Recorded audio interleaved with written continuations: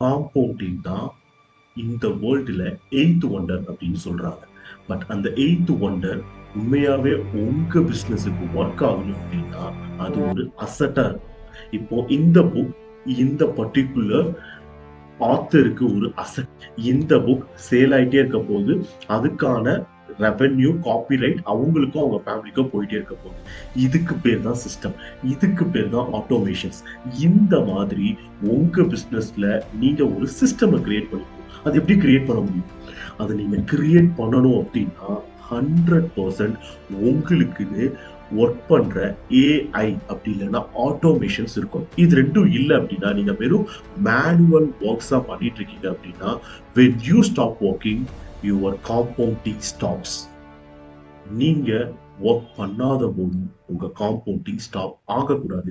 அதுக்கு நீங்க ஃபர்ஸ்ட் பண்ண வேண்டியது என்ன அப்படின்னா உங்களுக்காக ஒரு ஏஐ ஸ்டாஃப் ஒர்க் பண்ணணும். அந்த ஏஐ ஸ்டாஃப் உங்களை விட ஃபாஸ்டா லேர்ன் பண்ணும், உங்களை விட ஃபாஸ்டா எக்ஸிக்யூட் பண்ணும், ஆல்வேஸ் காம்பவுண்ட் பண்ணிக்கிட்டே இருக்கும். ஸோ அதுதான் நீங்க தூங்கிட்டு இருக்கும் போதும் உங்க பிசினஸ்க்காக ஒர்க் பண்ற ஒரு வாரியரா இருக்கும். ஸோ நீங்க உங்க பிசினஸ்க்குள்ள ஏஐ கொண்டு வர வேண்டிய இடம் வந்துருச்சு. ஏஐ கொண்டு வாங்க, ஆட்டோமேஷன்ஸை கொண்டு வாங்க. இது ஒரு பேசிக் ஸ்மார்ட் போன் மாதிரி உங்க பிசினஸுக்கு மாறப்போகுது. இதை குயிக்கா அடாப்ட் பண்றவங்க அவங்களோட ரெவென்யூவா ஹையா க்ரோ பண்ணுவாங்க. So start compounding the eighth wonder of this world.